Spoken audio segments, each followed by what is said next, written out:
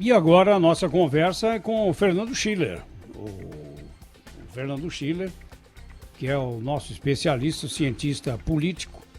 Vamos falar aí da judicialização, estava demorando, né, da medida provisória 936, que instituiu o pomposo Programa Emergencial de Manutenção do Emprego e da Renda. Ô Schiller, o ministro Lewandowski entrou nessa dividida e a decisão dele parece complicar os entendimentos entre patrões e empregados, né? Tudo bem, Zé Paulo. Olha, o ministro Lewandowski, ele tem uma posição conhecida no Supremo.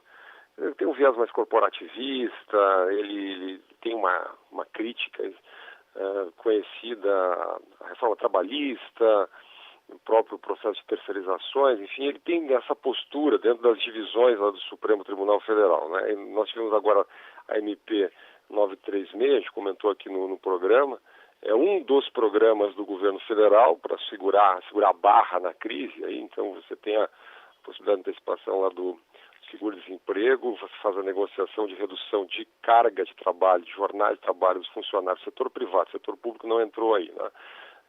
E aí você tem a possibilidade da compensação por parte do governo e a partir de acordos individuais, ou seja, né? E até terça-feira eu estava fazendo um levantamento, você já tinha 8 mil acordos bem no início da vigência da MP, e isso vai crescer exponencialmente a partir de agora, né? Então, possibilidade do acordo direto feito pelo trabalhador com a empresa, redução da jornada ou suspensão do contrato de trabalho, e o governo entra até uma faixa de salário para compensar essa perda de rendimentos, né? Então tem uma série de faixas ali que são atendidas.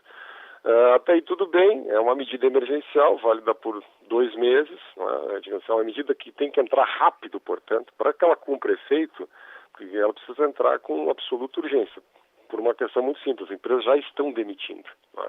Muitas empresas estão demitindo.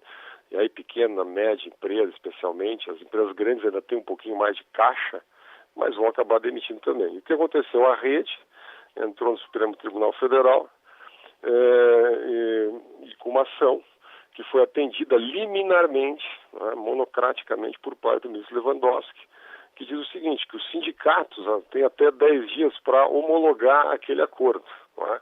Podem não homologar, ou seja, os sindicatos podem ficar passivos no processo, na negociação, e não entrar no jogo. Nesse caso, fica valendo a negociação. O problema é que muitas empresas não têm caixa para isso. Então, acabam demitindo porque não querem ficar na insegurança, né, de esperar os 10 dias, nessa negociação com o sindicato, né? Então, acabam demitindo. Então, a MP, que teria um potencial X, vai ter um potencial Y, né? Fazer a conta exatamente de quanto é que vai se perder aí, mas o governo calcula que pode ter um impacto muito grande em desemprego de curto prazo, né?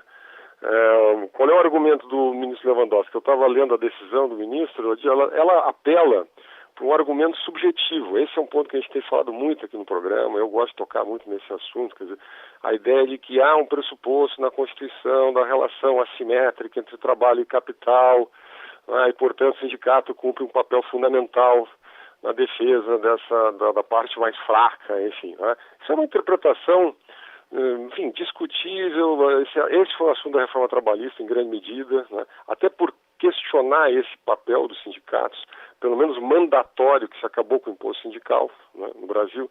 E agora a gente está numa situação emergencial, né? Então, quer dizer, você criar um obstáculo para você fazer essa negociação individual é um problema. Não que o argumento do ministro Lewandowski não tenha lógica, ele tem alguma lógica, né, para algumas categorias, algumas circunstâncias, enfim. Agora, o que está acontecendo como reflexo disso é que muitos sindicatos passam a cobrar na negociação uma taxa de negociação, uma taxa de acordo coletivo, né? Então, a gente acaba tendo uma reintrodução pela porta dos fundos, né, do imposto sindical, de uma espécie de contribuição, imposto, podemos chamar de qualquer coisa aqui, né, uma taxa de sindicato. Então, os sindicatos passam, de alguma maneira, a se aproveitar dessa situação, né, e vou dizer, cá entre nós, se a lei permite, né, se a lei faculta isso, por que os sindicatos não fariam isso? É lógico que eles fariam isso, não estão errados nesse sentido, tá? Mas acabam colocando um custo para a empresa. Obviamente, se a gente está falando de um banco grande, de uma empresa grande, pagar uma taxa lá de 2, 3 mil reais, não sei quanto é que é a taxa, não é nada. Agora, uma empresa pequena, uma empresa de médio porte, começa a ficar complicado, né? Então vai ter mais custo para a empresa, mais burocracia, mais tempo de demora. Então, na minha opinião, uma decisão equivocada, preocupou muito a equipe econômica.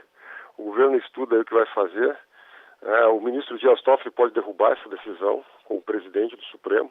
Está marcado agora para o dia 14, uma decisão de plenário virtual no Supremo para decidir essa questão coletiva. Eu imagino... Parece, né, Schiller, que ele não atentou para esse momento, que é completamente atípico desse relacionamento, né? O sindicato também está de quarentena, né, Schiller? Pois está todo mundo de meio de quarentena, falando no home office.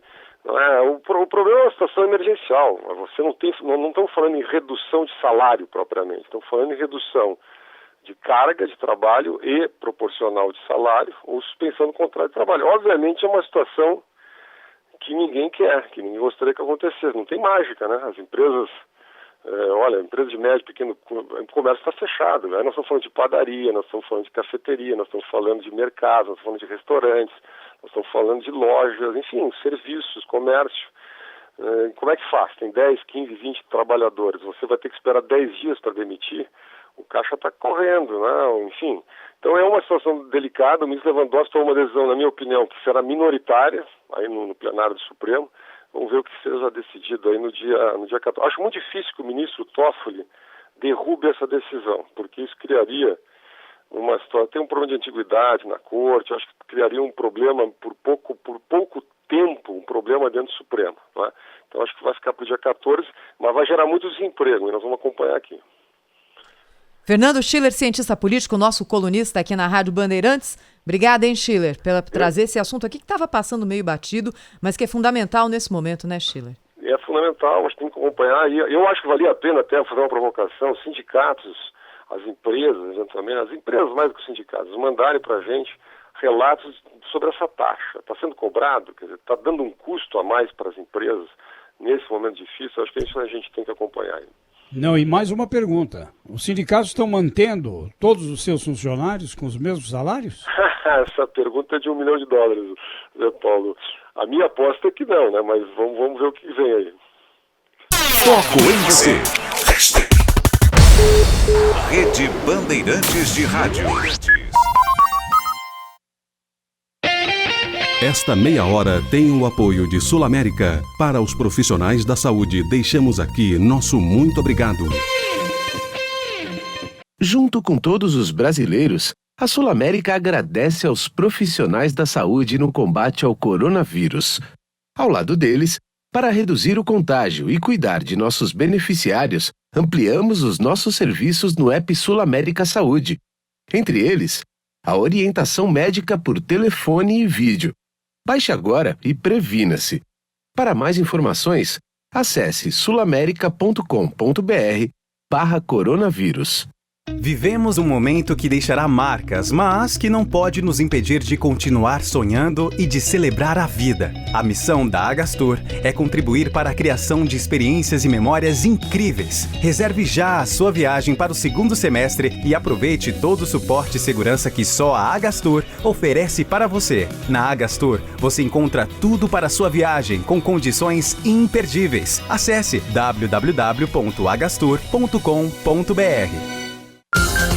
Você ouve a Bandeirantes. Jornal Gente. Trânsito. Oferecimento Braspress, a sua transportadora de encomendas em todo o Brasil. Em São Paulo, ligue 2188-9000. Falando mais uma vez de rodovias, destacando que quem usa a rodovia Castelo Branco agora enfrenta condição bem tranquila na chegada à capital paulista. Quem vai no sentido do interior também não enfrenta problemas agora. Ficar em casa é a melhor forma de proteção. Ainda assim, se precisar do Leroy Merlin, estaremos disponíveis em nossos canais online. Leroy Merlin, a casa da sua casa. Rádio Bandeirantes. Aqui você se informa. E os nossos ouvintes sempre nos chamam a atenção aqui de coisas muito interessantes, né? Uma delas é: por que hospitais que estão fechados em São Paulo não foram ou não estão sendo usados agora como lugares para abrigar os hospitais de campanha, que a gente tem visto foram montados no estádio do Pacaembu, no AMB, enfim. O repórter Lucas Josino foi atrás dessa história, né, Lucas? Bom dia. Exatamente, Thaís. Muito bom dia a você, bom dia a todos. Recebemos, como você disse, muitas mensagens de ouvintes sobre obras atrasadas de um hospital na rua Adolfo Pinheiro, que fica em Santo Amaro, zona sul de São Paulo. Nós apuramos e a história é a seguinte. Em outubro do ano passado, a Prefeitura assinou um contrato para transferir a unidade de pronto atendimento de Santo Amaro, que fica hoje na rua Carlos Gomes, para um prédio na Adolfo Pinheiro.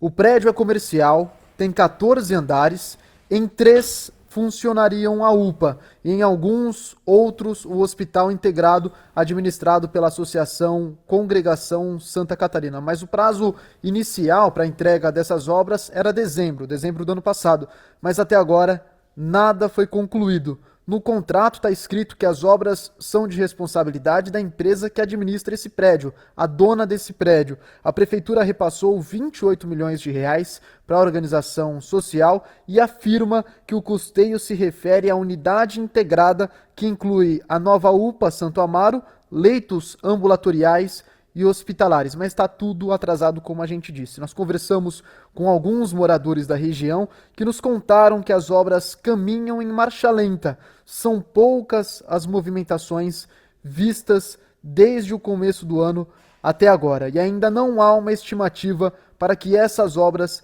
desse hospital e também da nova UPA fiquem prontas, Thaís. Tá certo. Obrigada, então, ao Lucas Josino. E acho que segue a dúvida aqui. Eu acho que é totalmente procedente aqui dos nossos ouvintes, né? Não havia outras estruturas que pudessem já, com mais preparo, com mais... Já está tudo pronto, não é? Em outros hospitais também, como esse, que estão ou semi-acabados ou fechados na cidade de São Paulo para utilização agora. A gente tem visto o governo do estado e a prefeitura, e tem que acontecer isso mesmo, correndo para preparar mais leitos para abrigar as pessoas que podem ser vitimadas pelo coronavírus. Pacaembu, Anhembi e agora também o ginásio do Ibirapuera, não é?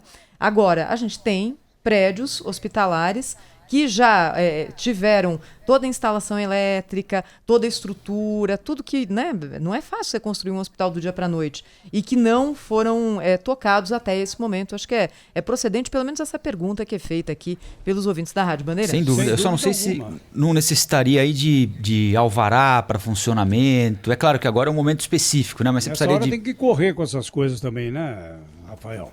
Pois é, Paulo, desculpa. Burocracia. Então. Bom, de qualquer maneira, eu acho que a gente vai precisar de tudo, viu? Há uma tendência, se as coisas continuarem caminhando no sentido em que estão caminhando até agora, que a gente precise desses hospitais de campanha que já existem e talvez desses que a nossa reportagem encontrou.